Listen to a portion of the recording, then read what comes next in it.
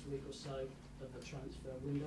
What's going to be your approach to the last few days? My approach is that we have a strong squad, very strong squad, and if one or two opportunities arise, we will take it. If we are still on the market in some positions, but overall, we believe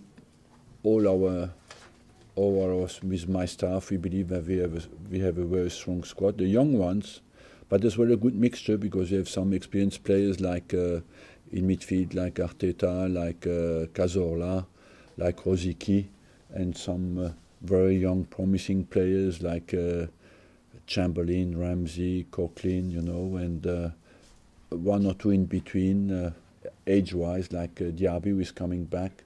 So we believe we have a good mixture. Hello, Arsene. Just continuing on that, on the transfer front, are you hopeful or expectant to do any business in the last week? We only will take players who have something special. You know, we believe that we have a very strong team, and if we find the special player, we might do it. I know we will do it. I know you won't say until something is done, but is there anything in the pipeline at the moment? There's always a lot going on in the last week, you know, in and out. We have as well still some players who can go out, but overall, there's always something happening in the last week. I have a clear idea of what I want to do. If it happens, it happens. You mentioned departures. Could you tell us potentially who might be leaving? Nicklas, perhaps? It's still possible, yes. Anyone else? Well, it's possible that anyone else, one or two other players leave, yes. One man who did leave since last week, Alex Song. Could you just clear up once and for all what the reason for the sale was?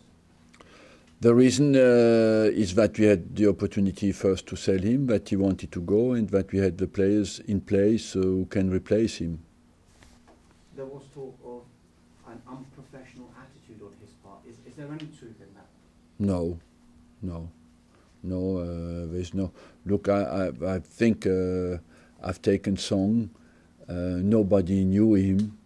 I can show you some papers who said it was the worst buy I ever made, and he finished in Barcelona. So I think the club has done a very good job for him, and that he has developed very, very well here, and he had an opportunity to go to Barcelona. He wanted to take it. We agreed to let him go, but that was not linked with his attitude at all. He was here for 5 years, I think. Theo Walcott's contract issue continues to be an ongoing issue. Can you risk going into September after the window shuts without that being resolved? No, negotiations continue, not at the moment, not directly with me, but we try to sort it out. Are you confident you can sort it out before the window closes? That's what we will try to do. And one way or the other, you know, we want to sort that situation out. We want to extend his contract to keep him at the club. But you need not only our desire, you need his desire. I think as well is right. He wants to stay, and we need to find an agreement. If you can't, I know it's a big if, but if you can't, is there a possibility that you would consider selling him in this window?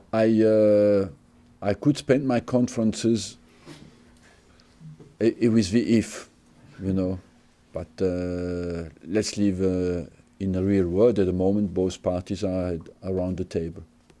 One more for me.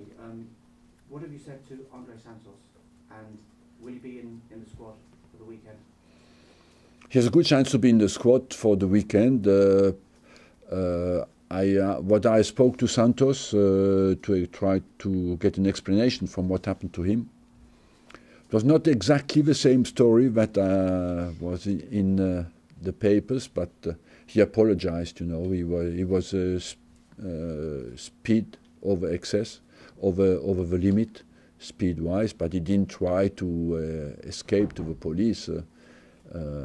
And the charge that was retained against him was not dangerous driving, but careless driving, and will face the charge at the tribunal, and will accept the sentence.